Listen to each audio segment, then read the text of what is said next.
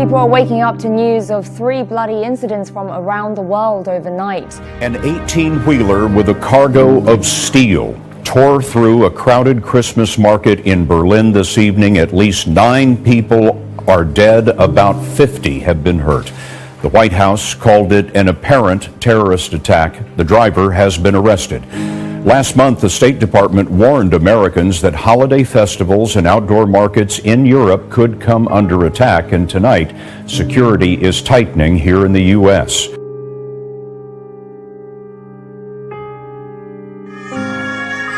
In an instant tonight, tidings of joy turn to screams of horror. Amidst the holiday lights and Christmas trees, one stunned shopper recorded the scene. People tending to the injured, waiting for the police to arrive. First we heard glass breaking. We didn't know what was happening, but a lot of people running away and a lot of people crying, shouting, talking on the phone. It was just after 8 p.m. in Berlin as holiday shoppers jammed this popular outdoor Christmas market in the heart of the city. It's Times Square, outside the iconic Kaiser Wilhelm Memorial Church. Because, you know, it's Berlin, it's Christmas. You think that everything is happy. Police say the driver of this large blue delivery truck jumped the curb at a high rate of speed and then plowed through the crowds for a distance of about 50 yards. Its front end crumpled. It went just past me, past my girlfriend. I think it missed me by 3 meters, missed her by 5. Leaving behind this gruesome scene, bodies on the ground, packages strewn about, the market stalls destroyed. At least 9 people have been reported dead, with dozens more injured. Tonight in Berlin, officials say there were 2 people in the truck during the attack, and that one died in the crash, and another fled the scene and has since been captured. German officials still have not called it a terror attack. A Fox News alert and a major international story. Russia's ambassador to Turkey shot and killed in the Turkish city of Ankara. He was at the opening ceremony of a photo exhibit when a gunman opened fire. What do we know about the assassination at this point? Well, one of Russia's distinguished diplomats, Andrei Karlov, who has been working for the foreign ministry for 40 years, was opening an art exhibition in the Turkish capital, Ankara, when he was shot in the back by an assailant. There's a video of that incident. We'll run it now, but I have to warn, it's pretty graphic.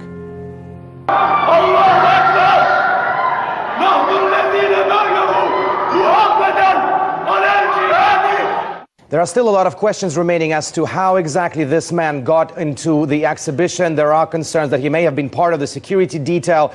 We do know, however, it has been identified that this man is a 22-year-old Mevlut Mert Atlintas, who used to serve on the Turkish riot police force up until the coup attempts earlier this year. He was dismissed from the force. It's unclear, again, how he got there, how he was carrying the weapon on him. But during the attack, he did shout, Allahu Akbar, God is great in Arabic. He also shouted, don't forget Aleppo, people are dying in Aleppo, you are dying here. So there is a clear indication that this was some kind of retribution for the situation in Syria. This committed crime is obviously a provocation designed to spoil normalization of Russia-Turkey relations and derailing the peace process in Syria, which is actively promoted by Russia, Turkey, Iran, and other countries interested in the reconcilement of the internal Syrian conflict. Putin says Russian investigators have opened a criminal case into the killing and will travel to Turkey. He said he had a telephone conversation with Turkish President Recep Tayyip Erdogan, and the Turkish leader earlier said their cooperation and solidarity in fighting terrorism should be even stronger after this killing. In Switzerland, police are still looking for the man responsible for a shooting at a mosque in Zurich. 3 people were wounded after a gunman stormed into the prayer hall of a mosque and opened fire. 2 of the victims were severely injured. The gunman fled the scene and the mosque was cordoned off. Now, witnesses say the attacker was dressed in black and is believed to be about 30 years old. Police also confirmed on social media that a dead body was found near the mosque. But authorities say that this attack isn't being considered as an act of extremism. The officials behind the Merriam-Webster dictionary have announced the 2016 word of the year, and it is surreal. Dictionary editor Peter Sokolovsky said of the choice, surreal was one that people came back to over and over again in response to different events. They looked it up often during coverage of the Brussels terror attacks in March, during the coup attempt in Turkey in July, and during the terror attacks in Nice, France, also in July. Searches for the word hit a high after the U.S. presidential election in November. On Monday, Facebook's safety check feature was activated after a truck crashed into a crowded Christmas market at Breitscheidplatz, a major square in the center of the German capital Berlin. The event killed at least 9 people and injured dozens more. Berlin police encouraged people in the area to use the safety check feature to let friends and loved ones know that they're safe.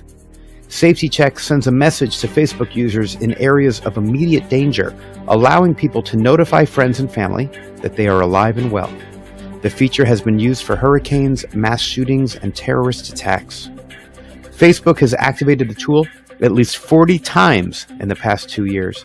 The feature had been criticized for not activating in some places in the world, and now Facebook no longer manually activates the tool, but instead relies on its 1.2 billion daily visitors to automatically launch the feature. Cafe terraces, busy streets, familiar scenes, but something's missing from the picture. As if airbrushed out, there are no women.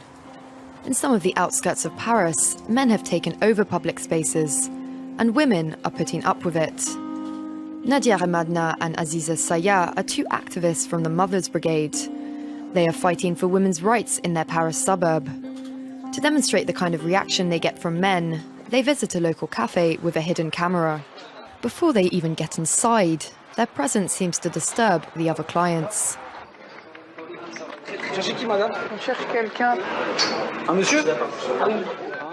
There are only men in here, and they're not very welcoming. Pourquoi? C'est pas grave, on vit dans un monde où il y a des hommes et des femmes. Ça vous dérange, vous? Moi, c'est pour vous. Non, pour moi. The bar owner doesn't want to talk. The other customers, meanwhile, are uncomfortable. Mais je m'en fous, on va se faire discrète, petite dans un coin. Il y a que des mecs dans ce café. Et comment c'est normal qu'il n'y a que des mecs? Imagine que tu veux prendre un café avec une cousine, une amie, ta femme. Non? Normal. Ta cousine, elle reste chez elle. Ah bon? Elle fait ce qu'elle veut, mais pas avec moi. Ben voilà, dans ce café, il n'y a pas de mixité. Est-ce que c'est normal? Tu fais ça en Arabie Saoudite, tu dis ouais. Mais ça, on est en France. On est en train de dire, ah mais tu te rends compte, il y a des femmes quand même qui ont été dans un café. So why are men rejecting women? It's a question of tradition, of culture, but also of religion, according to these 2 activists. Their brand of Islam is a big mix of everything. It looks like the penal code now. Don't do this or that. This is forbidden, that is forbidden. Everything's forbidden. And yet we're in France. Now the Ukrainian military says that pro-Russia fighters have killed 5 of its troops and wounded 6 others in the eastern city of Debaltseve. The army said that the fighting lasted for 2 hours and involved artillery and large-caliber grenade launchers.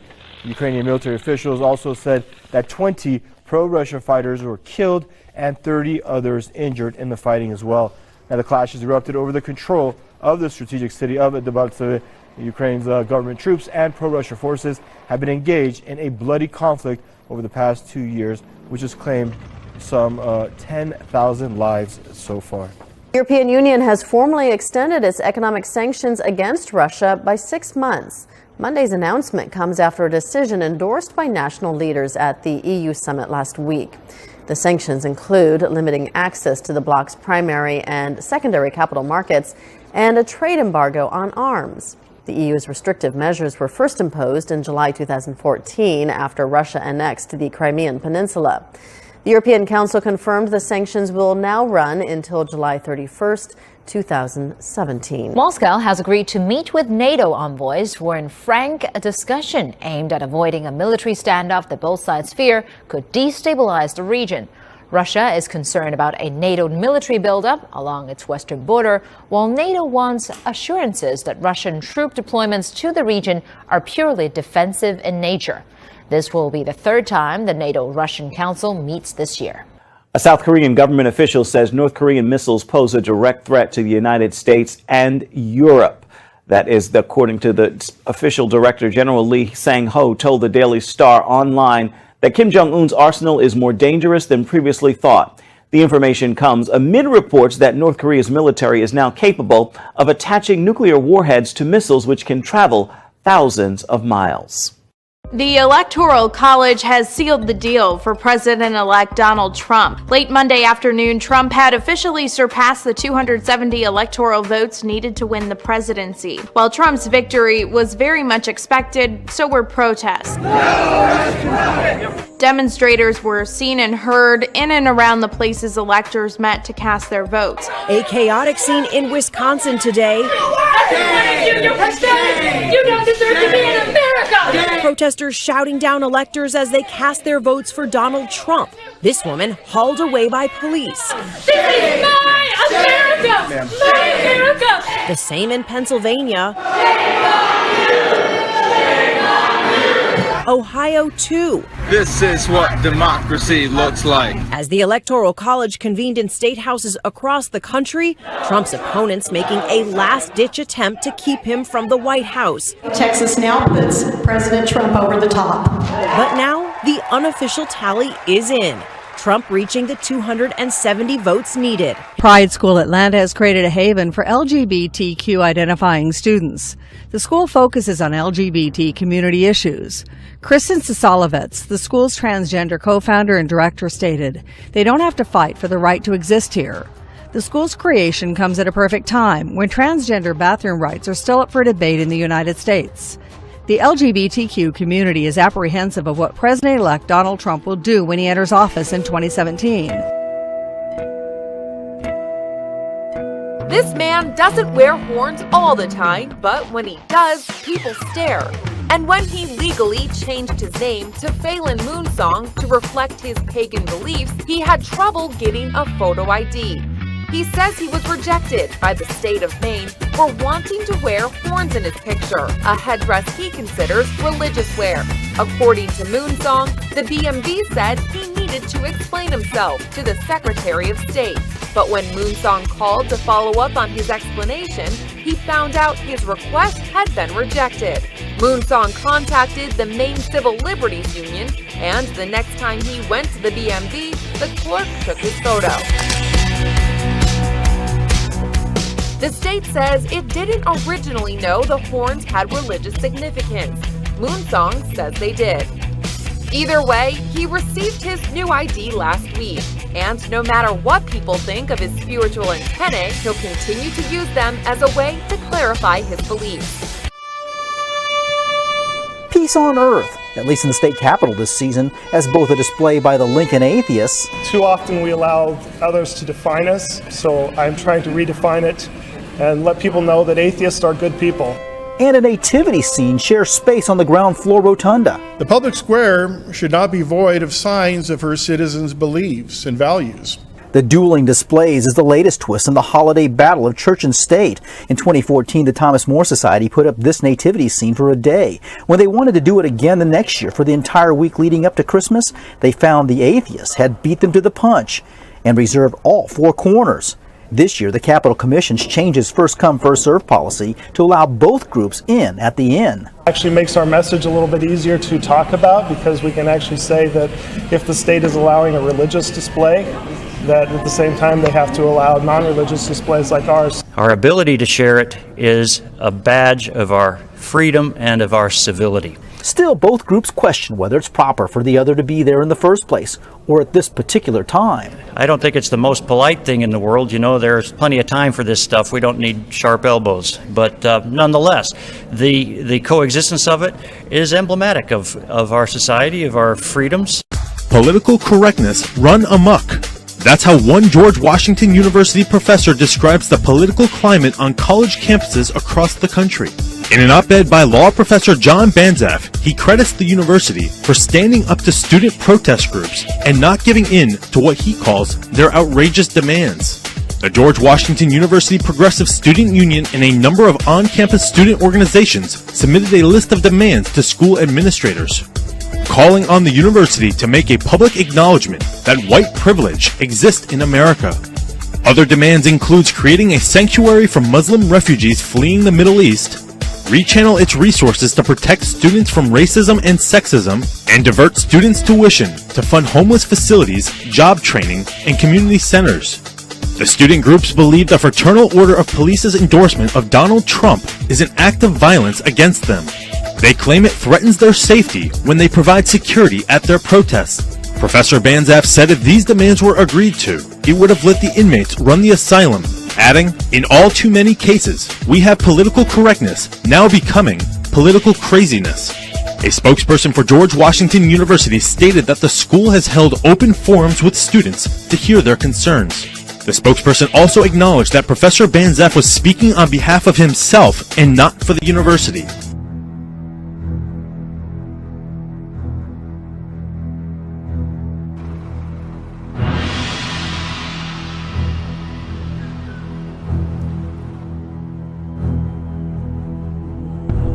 The quake struck some 118 kilometers northwest of Kirakira at a depth of 44 kilometers.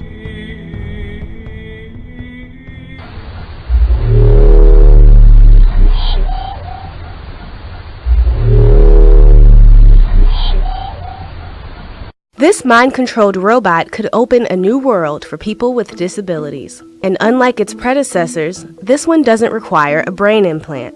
Research subjects wear an electroencephalography cap, which records brain activity and turns thoughts into movement.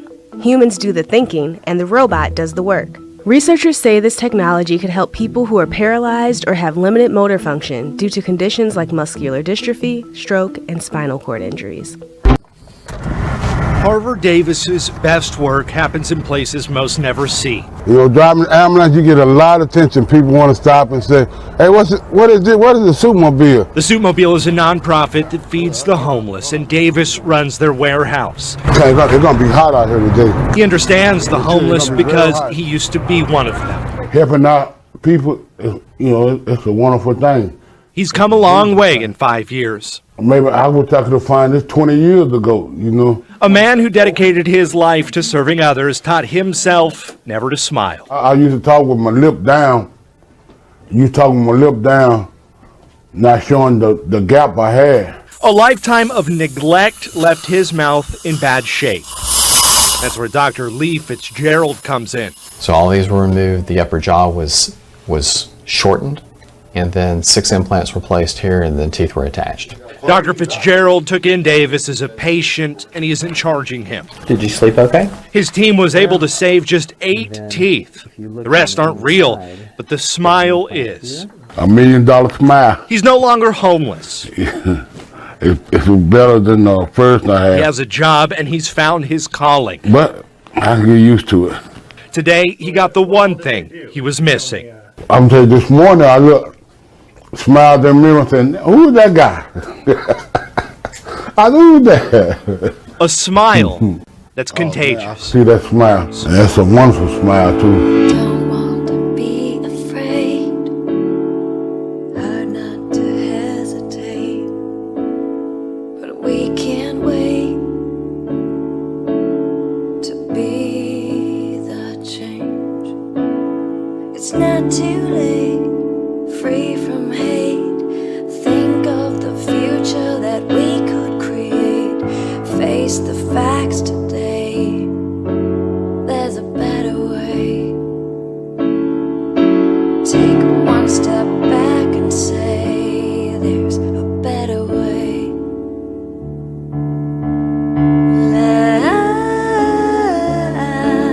like a tree.